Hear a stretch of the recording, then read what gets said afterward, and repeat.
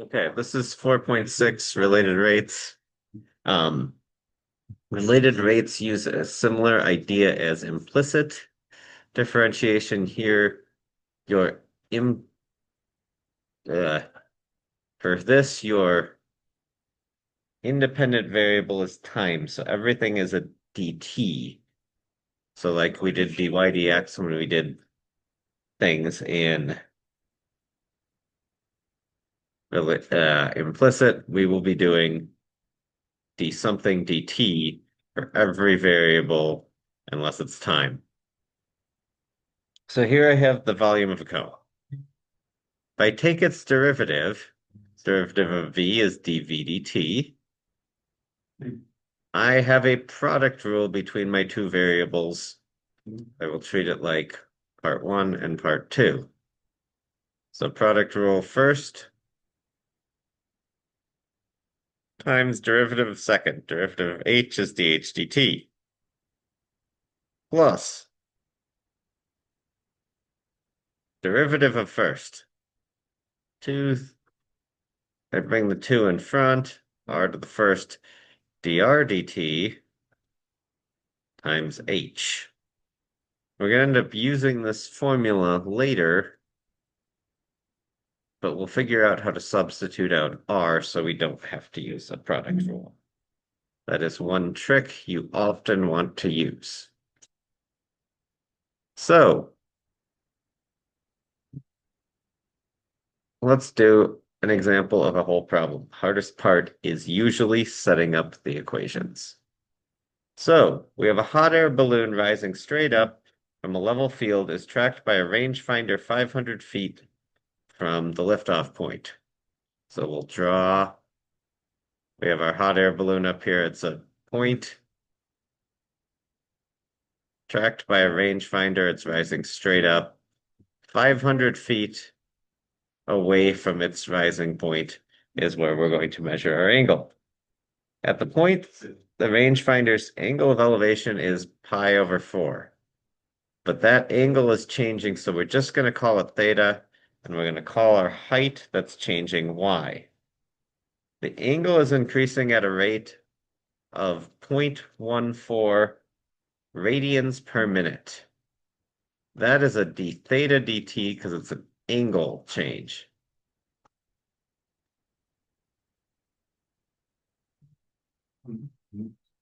And the question asks, how fast is the balloon rising? Well, that is a dy dt. It gave me some information about this instant. This instant, theta, so this is the instant we're talking about. Theta equals pi over 4. Angles should always be measured in radians. If it gives it in degree, convert to radians for the calculus, convert back to degrees for your final answer. Doing calculus in degrees is much, much harder. I know at this instant, because I know pi over 4, that's 45 degrees. The 500 feet and the y are equal, so y at this instant is 500. My relationship between the things I've got, theta, y, and 500, is a tangent relationship. I know that tangent of theta is equal to y over 500. Sometimes I could just do the derivative from this, but this is pretty easy to multiply both sides by 500 and get this. So now I'll take the derivative of both sides. My constant stays the same. Derivative of tangent is secant squared theta, but I must also add the d theta dt. It's essentially a chain rule where I'm taking the derivative of the inside of theta.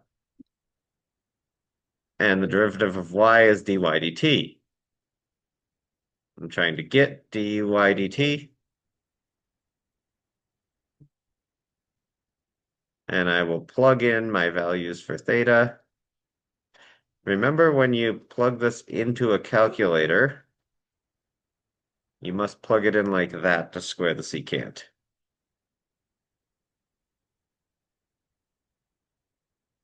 And I get dy dt equals 140. This is in feet per minute. My time is in minutes. My length was in feet, so it's feet per minute.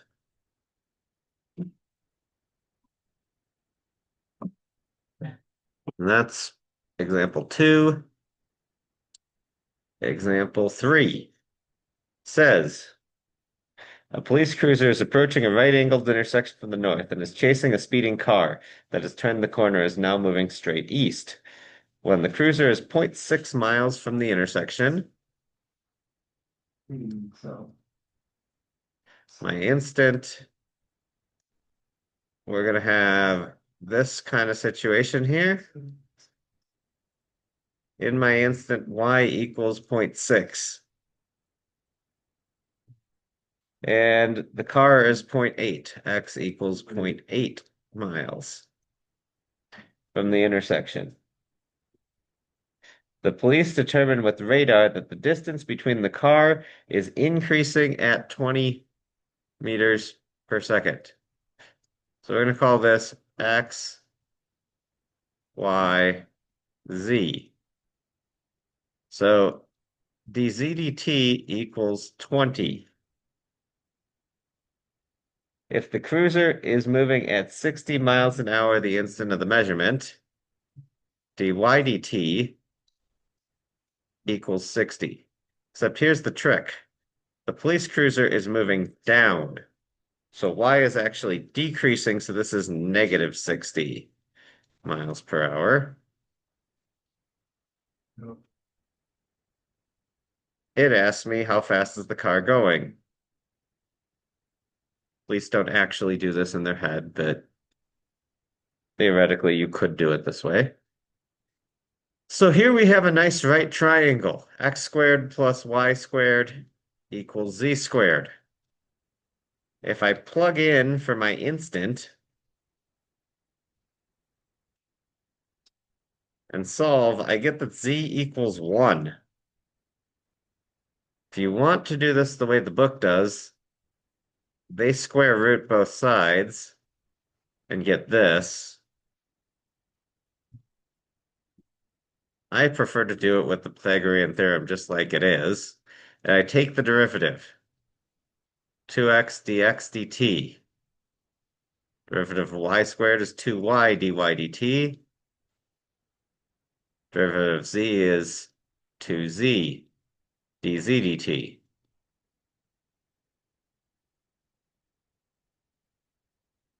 I can divide everything by 2, so my 2's cancel. I can now go ahead and fill in everything. X is 0.8.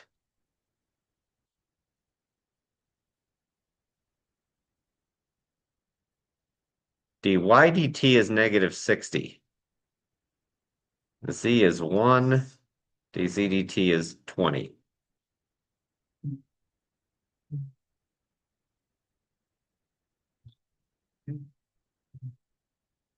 That equals.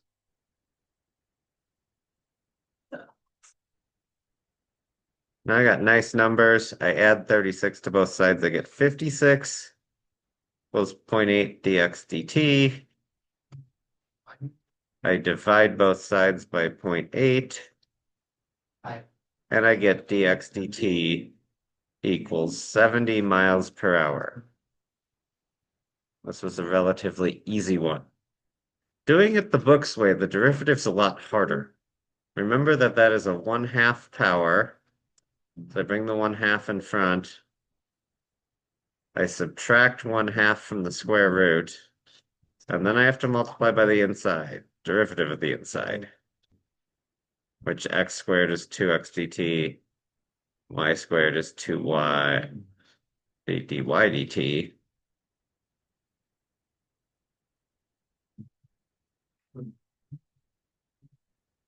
Sure, I did not need to find this z if I do the book's method 2 over here, but that was a much harder derivative and a lot more to fill in and solve. I don't recommend that way. Okay, last example. filling a conical tank.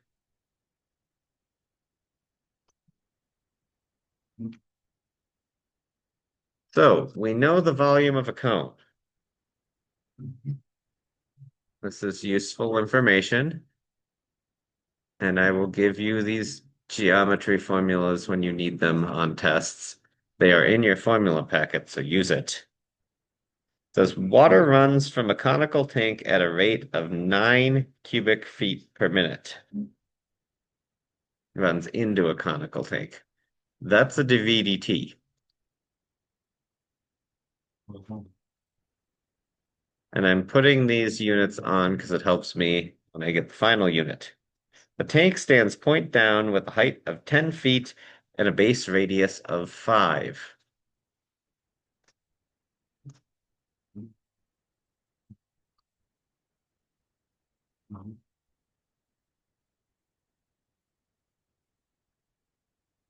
And these are in feet.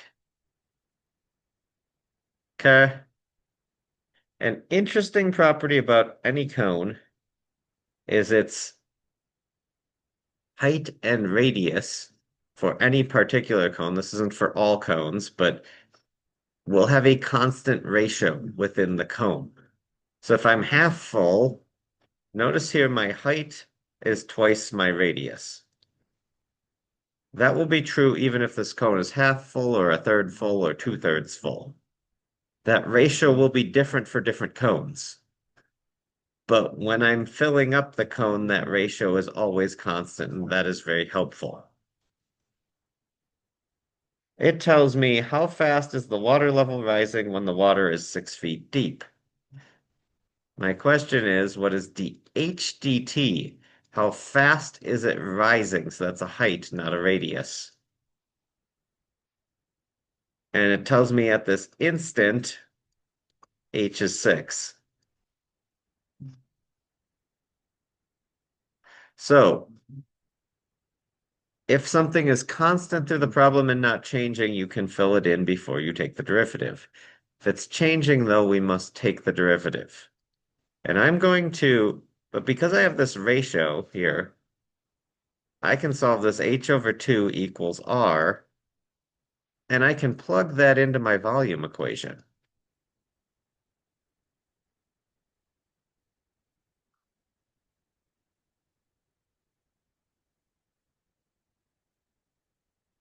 H over 2 goes in. So just like we did in optimization, we're going to use a second equation to plug things in and simplify. So before I take the derivative, I will simplify.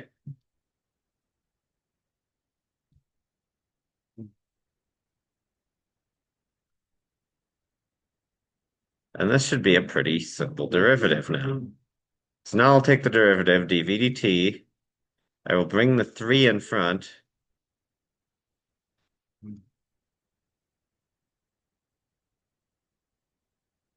H squared, and then I do need the dH dt.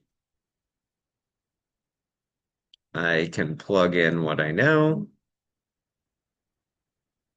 The 3 and the 1/12 become a 1/4 pi times h is 6.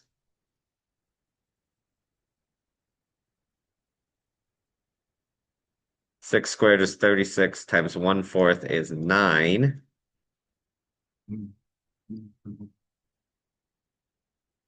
When I divide both sides by 9 pi, I get 9 over 9 pi is equal to dH dt, which is 1 over pi. Probably should be given as a decimal since this is a word problem. 0.318. My unit of length is feet per minute equals, that's how fast the water level is rising in this cone when it's 6 feet tall. As it gets higher, the water level will rise more slowly because the cone is wider and there's more space for that 9 cubic feet per minute to go. If it was lower, it would rise faster. So those rates of change depending on the height of this cone. Okay, that is section 4.6.